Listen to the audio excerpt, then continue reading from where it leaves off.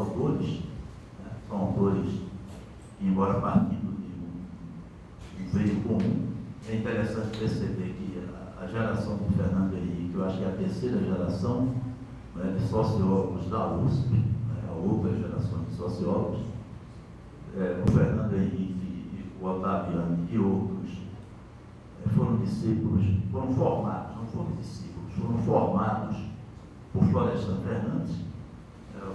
O Fernando Henrique realmente foi orientando o Florestan, assim como o Ottaviani. Os dois conservavam, enquanto Florestan viveu, havia uma relação de muito respeito entre ambos.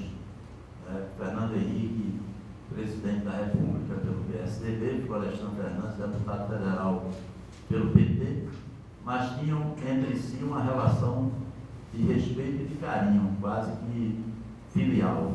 O Fernando Henrique sempre conservou, acho isso notável, esse respeito por Florestan, e Florestan o retribuía também, apesar da profunda divergência política e ideológica que havia entre ambos. Né? Mas vejam, diferentemente de Florestan e de Josué, que tiveram uma origem mais popular, Fernando Henrique era filho e neto de generais, né? Portanto, da classe média alta na verdade, não apenas classe média alta, mas um setor da elite dirigente do país. O avô de Fernando Henrique chegou a ser governador do Mato Grosso. Eu não estou querendo insinuar de forma alguma que há aí uma determinação sociológica das posições políticas, teóricas e ideológicas dele pela sua origem de classe. Não por aí. Isso seria sociologismo vulgar. Eu estou apenas fazendo uma contextualização. Né? Então, Fernando Henrique se forma no final da década de 50, salvo engano, a tese de doutorado dele é defendida em 1961, inicia realmente uma carreira brilhante de sociólogo, produz uma obra extensa, de grande reconhecimento, inclusive internacional. Fernando Henrique, além de ser realmente um autor reconhecido e importante, ele escrevia muito bem. Eu digo escrevia porque há muito tempo ele deixou de ser estritamente um sociólogo, né? Desde pelo menos o final dos anos 80, Fernando Henrique não publicou mais nenhuma obra sociologicamente relevante. Acho que a última obra relevante do ponto de vista científico que ele publicou foi Autoritarismo e Democratização, de 1974, embora posteriormente ele ainda continuasse a produzir artigos importantes, a divulgar. Né? Então ele é um escritor brilhante, também ele escreve bem, né? Ele se comunica bem, não chega ao nível do Gilberto Freire, que é realmente um escritor de altura universal, né? Mas é um bom escritor, e ele sempre foi, sobretudo, político, né? Sempre fez política, ainda quando estava na comunidade acadêmica, ele fazia política, ele agregava, ele organizava, né? Ele articulava muito bem, e ele sabia fazer autopromoção de si próprio também de forma bastante competente. Não é à toa que ele chega à presidência da República. Né? Ele, embora não tivesse carisma popular, ele tinha esse talento de articular, de organizar, né? de agregar. Isso ele exerceu muito bem, tanto na academia ainda. Ele fica apenas até 1968, ele é caçado pela ditadura, né? Pelo AI-5. O professor Hermano fez referência a isso, como uma ofensiva da ditadura contra a USP. Mas depois ele sai, ele vai fundar o SEBRAP, né, que é o primeiro grande centro de pesquisa em ciências sociais no Brasil, centro privado de pesquisa, né, que ainda continua existindo, né, teve um grande êxito. Ele vai participar do jornal Opinião, depois ele se associa ao MDB, ele é convidado pelo deputado Luiz Guimarães, né, o doutor Luiz, para contribuir para a formulação do programa político do antigo MDB, atual PMDB. Ele vai se filiar, vai ser candidato ao Senado em 1978, é eleito primeiro suplente em 82, quando o então senador Franco Moncada assumiu o governo de São Paulo. Ele assume o Senado da República, e a partir daí a atuação política dele toma mais relevo e se sobrepõe à atividade científica como sociólogo. A partir daí ele passa a dedicar realmente o essencial do seu esforço no âmbito da política, né? Chega ministro, é convidado para ser ministro de Collor, né? E o Covas, o Mário Covas, põe o pé lá e não, aqui não, ali também é demais. Mas é ministro do Itamar Franco, e por fim essa história que vocês conhecem. A sua primeira grande obra importante, que eu particularmente considero como a obra mais brilhante dele, mais importante, é a sua tese de doutorado. Capitalismo seria publicado com esse título depois: Capitalismo e Escravidão no Brasil Meridional. É uma obra realmente brilhante. Ele pega uma região periférica da economia brasileira, né? O Rio Grande do Sul, no século XIX, nunca foi, nunca teve um papel central no desenvolvimento da economia brasileira, mas ele pega ali aquela região periférica e faz realmente um estudo brilhante da questão do escravismo e das articulações entre escravismo e capitalismo. E foi um tema que ele continuaria a abordar, né? Embora não escrevesse obras diretamente sobre essa questão, mas é algo assim, um adquirido da sociologia cartosiana. Né? Posteriormente ele publicaria outros livros, e aí ele já revela uma preocupação também com a América Latina. Ele se preocupa não apenas em abordar a situação brasileira, mas também a latino-americana. Eu acho que um exemplar importante, ainda antes de Dependência e Desenvolvimento, que é a obra que coloca no cenário internacional, ele havia publicado Mudanças Sociais na América Latina. E só depois, em 1969, ele publica no México. Depois de caçado, ele se autoexila, vai para o México, vai trabalhar no CEPAL, e ali ele publica, juntamente com Enzo Faleto, que geralmente é esquecido, né? Parece que a obra é só dele. Ele publica Dependência e Desenvolvimento na América Latina, que é um livro, não é? Mas escrito de forma brilhante, onde ele faz, não é? Ele tem todo o modelo metodológico e faz uma análise da situação latino-americana, e ali ele lança a tese que o deixaria particularmente famoso. É uma obra que é editada em praticamente todo mundo, é traduzida para diversas línguas, né? Ele passa a ser conhecido e respeitado na academia em nível internacional. Geralmente, quando consultamos obras estrangeiras que tratam de América Latina, de dependência, etc., esse livro de Fernando Henrique é citado, eu reitero, eu acho que não é o livro mais importante da obra dele, mas é o livro mais conhecido, né? É o livro que o lançou, e ali ele lança um conceito importante, que é o da nova dependência, o novo caráter da dependência. Né? E essa obra tem desdobramentos, e se torna particularmente importante aqui naquilo que eu vou dizer. Eu vou ter pouco tempo e, obviamente, isso limita a minha abordagem. Portanto, eu vou fazer um recorte bastante radical. Né? Ele voltaria a esse tema.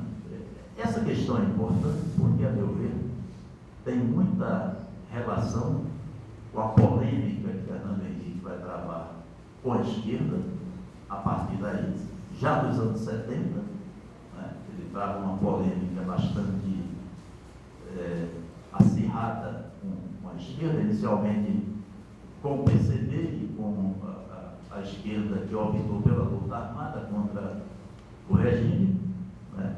Contra determinados esquemas de análise que estavam presentes na sociologia e na historiografia brasileira. Né? Ele polemiza, sobretudo, com o pessoal do ISEB,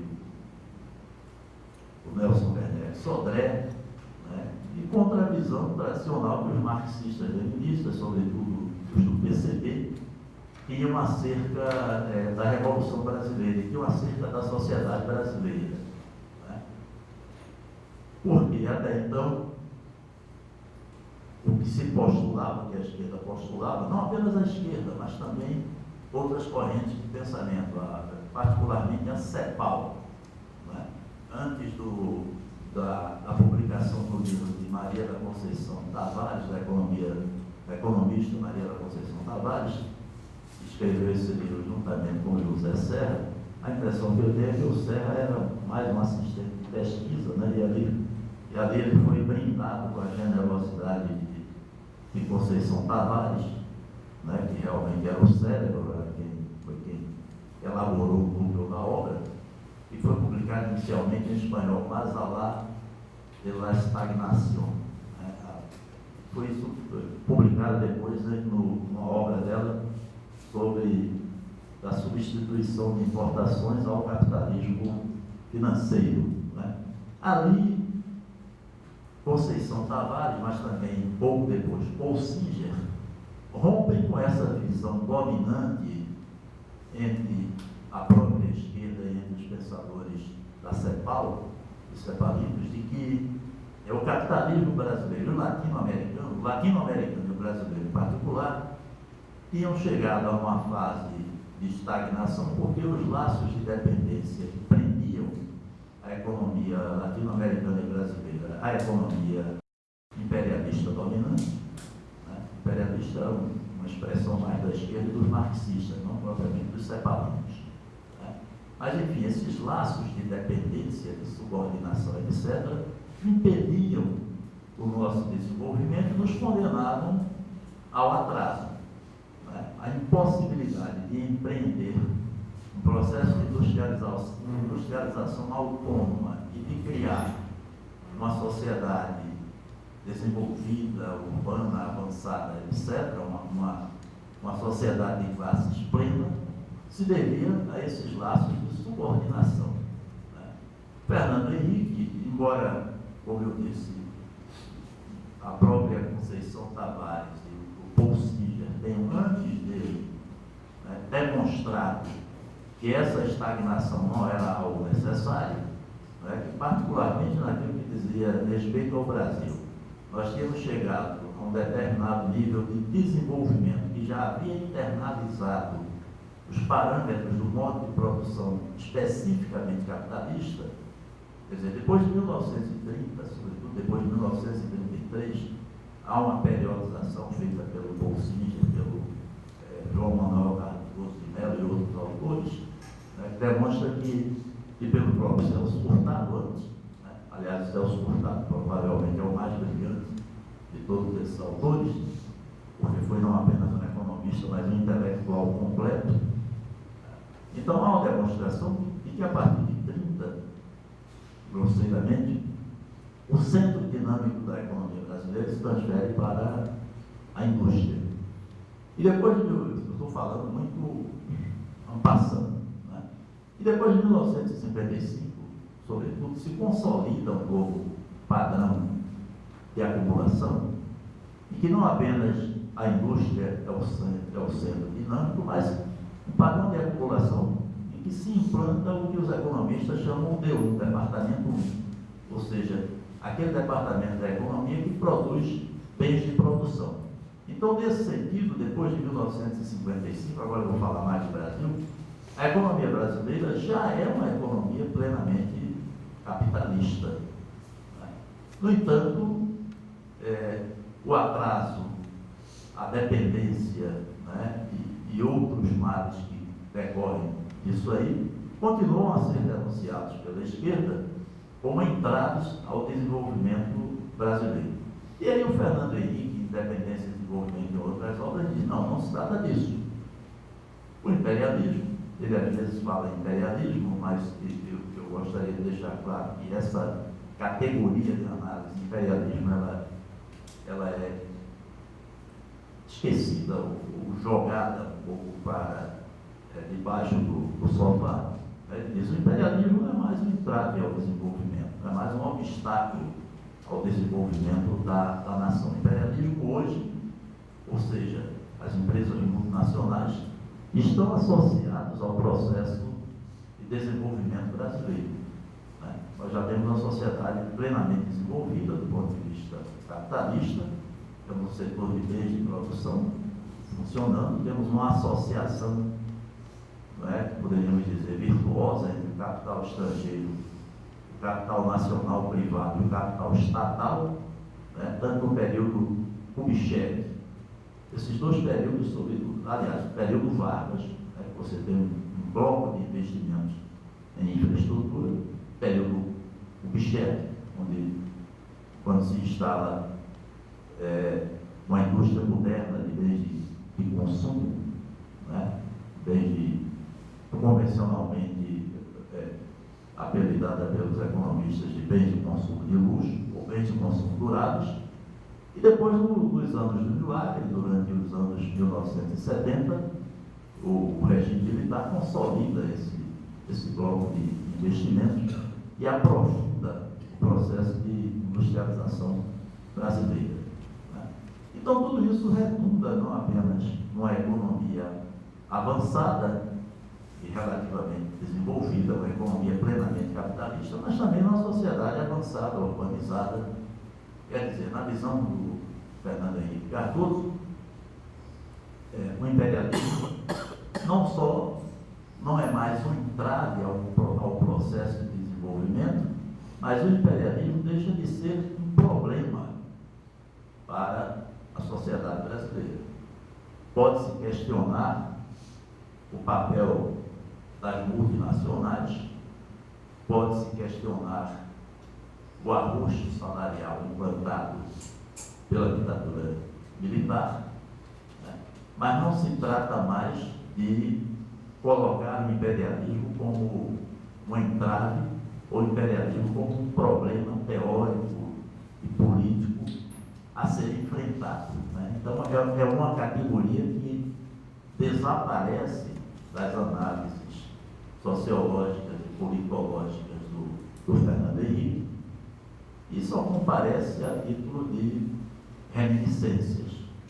Não é mais algo que possa ser tematizado, porque já fica demonstrado pela obra dele que o desenvolvimento é possível, que a pobreza, a miséria e outras coisas desse tipo, ou a própria ditadura, que é o mal maior, são coisas que nós podemos resolver internamente, sem necessariamente romper com os laços de dependência. Ele continua dizendo que ainda temos uma certa dependência tecnológica e financeira, mas isso pode ser discutido. E aí ele lança a mão de uma categoria interessante, porque é uma categoria leniniana, que é a análise concreta da situação concreta. Ele diz, não, é preciso fazer a análise concreta da situação concreta. Isso permite que ele, já em 1969, quando publica Mudanças Sociais na América Latina, e na altura em que ele discute a questão da reforma agrária, ele já se caracteriza por essa ambiguidade. Eu não estou querendo ser, como é que eu diria, eu não estou querendo ser teleológico, mas enfim, ele já se caracteriza por essa ambiguidade, que seria a marca do político também, do Fernando Henrique, agora não apenas teórico da dependência, mas do Fernando Henrique, ideólogo da dependência e líder político e intelectual de um novo bloco histórico, que dá sequência ao processo de dominação burguesa no país, já nos anos 90. Então ele diz lá, em Mudanças Sociais na América Latina, olha, a questão não é fazer a reforma agrária. Obviamente eu estou simplificando. A questão não é fazer a reforma agrária, porque aqui na região tal, onde você já tem um capitalismo do campo relativamente desenvolvido, a questão é você adotar a legislação trabalhista. Em 1969 ele ainda defendia a legislação trabalhista de Vargas. Depois é que ele passaria, já como líder do PSDB e presidente da República, ele passaria a reivindicar a liquidação da herança varguista. Mas aí ele dizia em 1969, bom, em tal região você pode fazer uma redistribuição de terras, mas na região tal, na região B, você pode implantar uma reforma da legislação trabalhista, né? Porque ali não cabe mais redistribuição de terras. Essa ambiguidade, né? Esse não enfrentamento da questão é algo que vai caracterizar a sua sociologia, como também o político Fernando Henrique. Ele não enfrenta a questão da reforma agrária, ele, né, tem ali alguns insights, né, analisa algumas situações, ele sempre foi brilhante nesse sentido e não enfrenta a questão, né? Assim como não vai enfrentar efetivamente a questão da dependência, né? A dependência não apenas como uma situação em que, mesmo havendo desenvolvimento industrial, né, não há uma independência tecnológica e financeira, mas ele não enfrenta também a dependência como uma forma de subordinação política, né, dos países periféricos, para usar a terminologia vigente, aos países centrais. Ele afasta essa questão e ele deixa praticamente de abordá-la. Então, nesse sentido, eu vou encaminhar para a conclusão, porque já estamos aqui há muito tempo. Nesse sentido, segundo o Fernando Henrique, os obstáculos ao desenvolvimento foram removidos pela própria ação das empresas multinacionais, né? Portanto, a dependência, enquanto tal, deixa de ser uma questão relevante. A nova dependência ainda conservou traços dessa velha dependência, mas isso pode ser enfrentado de uma outra forma.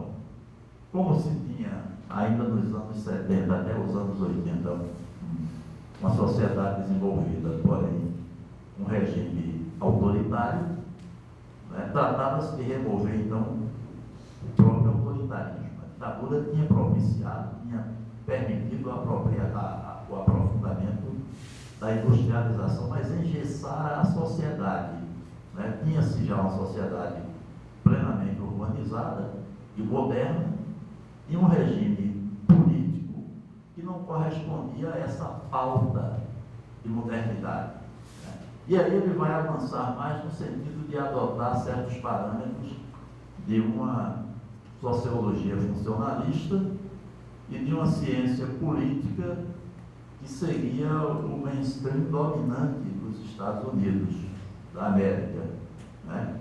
Aí tratava-se, ele era consistente naquilo que fazia ao autoritarismo, tratava-se de restaurar o habeas corpus, né? De liquidar o bipartidarismo e adotar o pluripartidarismo, né? De restaurar as liberdades individuais e coletivas, o pluralismo e a competição partidárias, né? Enfim, tratava-se de instituir um regime que permitisse o conflito de interesses. E aí, mais uma vez, um fenômeno de presdigitação teórica que o Fernando Henrique faz. Ele abole praticamente a problemática das classes sociais. Não existem classes sociais, existem grupos de interesse. Não existe luta de classes, existem conflitos de interesse. E vejam bem, ele faz isso não enfrentando diretamente o problema, mas simplesmente eligindo determinadas questões e erigindo um novo paradigma teórico, né? Então tratava-se de grupos de interesses, de conflitos de interesses. Isso pode ser pautado, né? Isso pode ser processado no âmbito da própria democracia liberal. Ele concede que pode-se avançar um pouco no terreno da democracia participativa, mas efetivamente ele não teoriza a questão da participação, né? Ele faz algumas concessões aí à democracia participativa, mas isso é apenas retórico, né? Ele não aprofunda, ele não teoriza essa questão, né? Então ele coloca essa possibilidade de o conflito ser processado no âmbito da própria democracia liberal e naquilo que diz respeito ao socialismo. Ele dá também a questão comunitária, ou seja, a competição entre os sistemas socialistas e o sistema capitalista foi vencida pelo sistema capitalista, não é? Nos anos 1970, ele aponta a convergência e a colaboração entre os Estados Unidos e a União Soviética. Ele diz que a Guerra Fria está sendo superada, né? A competição entre os sistemas que poderia levar a uma guerra mundial, as lideranças perceberam esse risco, né? E resolveram colaborar, uma espécie de integração entre os dois sistemas. Isso evoluiria depois para a crise do socialismo. Ele declara que o socialismo efetivamente não resolveu os problemas da humanidade, não se revelou viável, também não enfrenta a questão diretamente. Ele não diz, olha, o socialismo não é mais uma alternativa possível, né? Não se pode colocar mais o socialismo como algo possível, como algo que entre nos nossos cálculos políticos. Ele não diz isso diretamente, né? Ele coloca isso nas entrelinhas. Essa é uma característica, vai ser uma característica praticamente permanente de um sociólogo que iniciou uma carreira realmente brilhante, extremamente brilhante, mas que depois deixou de enfrentar os problemas políticos e teóricos que a sua própria sociologia levantava.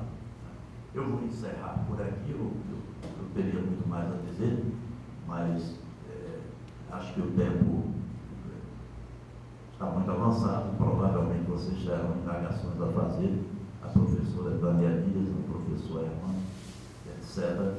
Então, é com isso que eu quero concluir, né? Finalmente, a sociologia do Fernando Henrique, de certa forma, tem um fecho melancólico, do ponto de vista do enfrentamento das questões teóricas. E tem o corolário, né, do político e do ideólogo do Fernando Henrique. No fim, é a sua obra política e ideológica que dá o fecho da sua sociologia. Ele termina se convertendo no ideólogo dessa forma de dominação burguesa que se renova em nosso país e que, infelizmente, como está demonstrado pelos últimos acontecimentos, sequer faz uma opção firme pela democracia. Muito obrigado.